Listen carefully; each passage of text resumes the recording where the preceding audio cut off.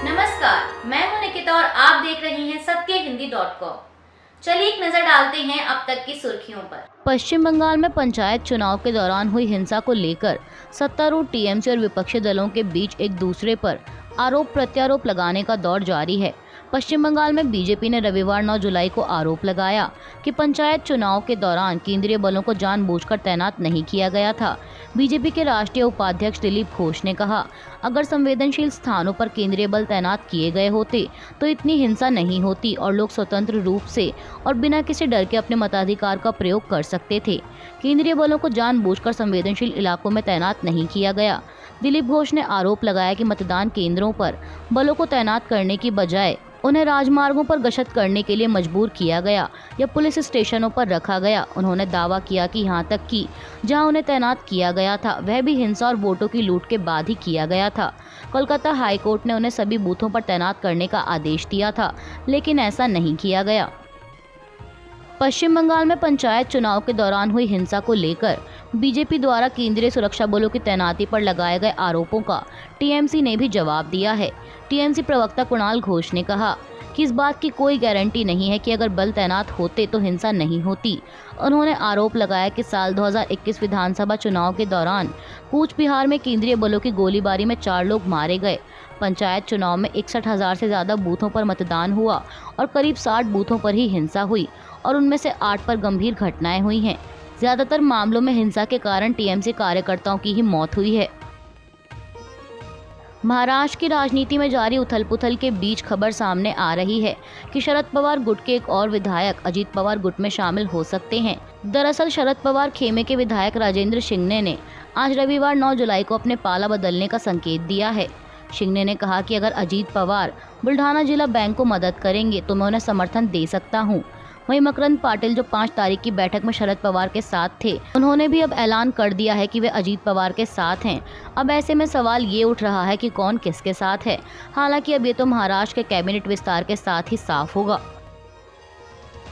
महाराष्ट्र में अजीत पवार की बगावत के बाद से ही भाजपा और विपक्षी दलों के बीच बयानबाजी का दौर जारी है।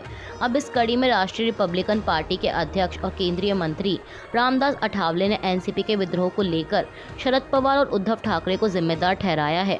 रामदास अठावले ने आज रविवार 9 जुलाई को कहा कि महाराष्ट्र की राजनीति में आज जो कुछ हो रहा है वह सिर्फ उद्धव ठाकरे और शरद पवार की वजह से हो रहा है।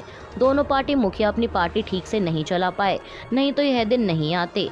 अब इसकी वजह से जिस तरह से उद्धव ठाकरे के बुरे दिन चल रहे हैं, वैसे ही शरद पवार के भी बुरे दिन शुरू हो गए हैं। केंद्रीय मंत्री ने कहा कि एनडीए शरद पवार का स्वागत करता है और अगर वह पहले ही एनडीए के साथ आ जाते तो राष्ट्रपति बन जाते।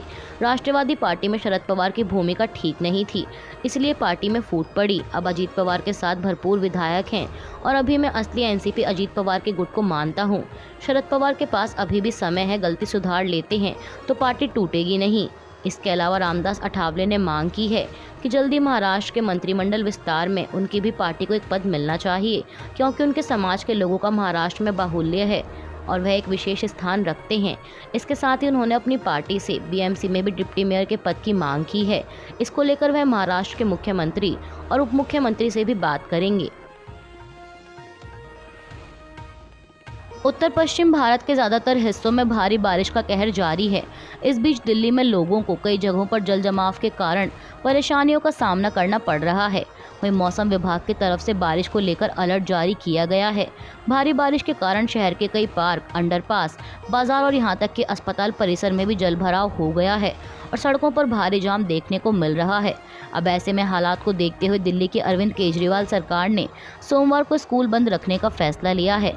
मुख्यमंत्री अरविंद केजरीवाल ने ट्वीट कर लिखा कि दिल्ली में पिछले 2 दिनों से हो रही मूसलाधार बरसात और मौसम विभाग की चेतावनियों को ध्यान में रखते हुए कल दिल्ली के सभी स्कूलों को 1 दिन के लिए बंद किया जा रहा है। वहीं दिल्ली एनसीआर में भी भारी बारिश जारी है। दिल्ली से सटे हरियाणा के गुरुग्राम में प्रशासन ने कॉरपोरेट और निजी क्षेत्रों में काम करने वाले लोगों को वर्क फ्रॉम होम करने की सलाह दी है। इसके अलावा उत्तर प्रदेश के गाजियाबाद में भी प्रशासन ने स्कूल को बंद करने का फैसला लिया है। गाजियाबाद के जिलाधिकारी ने कहा है कि भारी बारिश को देखते हुए विद्यालयों में 10 और 11 जुलाई को अवकाश घोषित किया गया है। यूनिफॉर्म सिविल कोड पर प्रधानमंत्री मोदी द्वारा दिए गए बयान के बाद से ही इस मुद्दे को लेकर देश भर में राजनीतिक बहस छिड़ी हुई है और ऐसा माना जा रहा है कि इसे इस महीने जुलाई में शुरू होने जा रहे संसद के मानसून सत्र में केंद्र सरकार द्वारा सदन में पेश किया जा सकता है। इस बीच कांग्रेस के वरिष्ठ नेता और सांसद शशि थरूर ने यूनिफॉर्म सिविल कोड पर पार्टी के रुख को लेकर बयान दिया है। कांग्रेस नेता ने कहा कि हमें पहले यह देखना है कि आखिर सरकार का प्रस्ताव क्या है। सरकार ने अभी तक ड्राफ्ट नहीं रखा है और न ही हितधारकों के साथ किसी भी तरह की कोई चर्चा शुरू की है। इसलिए कांग्रेस पार्टी ने फैसला लिया है कि वह तब तक कुछ नहीं कहेगी जब तक ड्राफ्ट सामने नहीं आता। समान नागरिक संहिता को लेकर चिंता का जिक्र करते हुए थरूर ने आगे कहा कि एक डर है कि इससे विभिन्न समुदायों को मिले अधिकारों का हनन हो सकता है। हमें हिंदू कोड बिल लाने के लिए भी आज़ादी के बाद 9 साल लगे और इसलिए लोगों को समझाने में समय लगता है।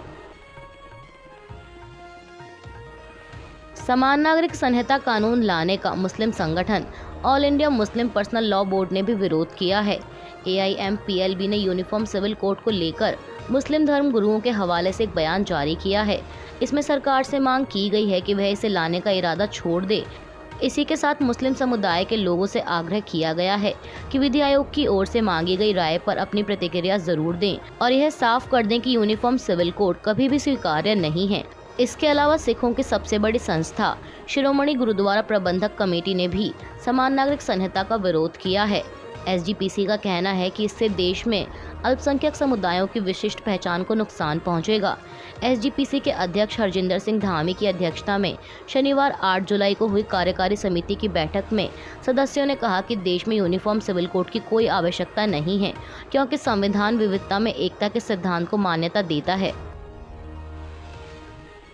बिहार की राजधानी पटना में इस हफ्ते प्राइड परेड का आयोजन किया जा रहा है। इस परेड में ट्रांसजेंडर समुदाय के लोग सामाजिक सुरक्षा उपाय के रूप में मासिक पेंशन की मांग करेंगे। दरअसल बिहार के दोस्ताना सफर नाम के एक NGO द्वारा 14 जुलाई को यह परेड आयोजित की जाएगी। इस परेड में तमिलनाडु, मणिपुर, पंजाब, उत्तर प्रदेश, दिल्ली, मुंबई और कर्नाटक के ट्रांसजेंडर भाग लेंगे। NGO के संस्थापक सचिव रेशमा प्रसाद ने रविवार को PTI भाषा से कहा कि ट्रांसजेंडर समुदाय के सम्मान में विभिन्न राज्यों में प्राइड परेड का आयोजन किया जाता है।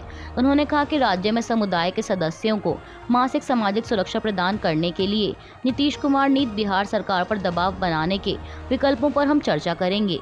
मैंने पहले ही इस संबंध में राज्य सरकार के सामाजिक सुरक्षा विभाग के सचिव को पत्र लिखा है।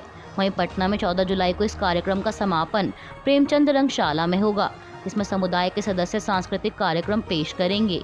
रेशमा ने कहा कि इस कार्यक्रम के माध्यम से हम ट्रांसजेंडर समुदाय के अधिकारों के बारे में इसके समुदाय के बीच जागरूकता फैलाते हैं। हम पिछले 11 साल से पटना में इस परेड का आयोजन कर रहे हैं। कोविड-19 के दौरान हमने डिजिटल परेड का आयोजन किया था। क्रिकेट वर्ल्ड कप 2023 खेलने के लिए पाकिस्तान की टीम भारत आएगी या नहीं, इसे लेकर कयास लगने जारी हैं। इस बीच पाकिस्तान के प्रधानमंत्री शहबाज शरीफ ने इस साल के आखिर में भारत में होने वाले वनडे विश्व कप में राष्ट्रीय टीम की भागीदारी पर फैसला करने के लिए विदेश मंत्री बिलावल भुट्टो की अध्यक्षता में कुछ स्तरीय समिति गठित की है। वहीं दूसरी ओर पाकिस्तान के खेल मंत्री ने पाकिस्तान की टीम के भारत आने को लेकर एक शर्त रख दी है। इंडियन एक्सप्रेस से बातचीत के दौरान पाकिस्तान के खेल मंत्री एहसान मजारी ने कहा कि अगर एशिया कप खेलने के लिए भारतीय टीम पाकिस्तान नहीं आएगी तो पाकिस्तान भी विश्व कप खेलने भारत नहीं जाएगा।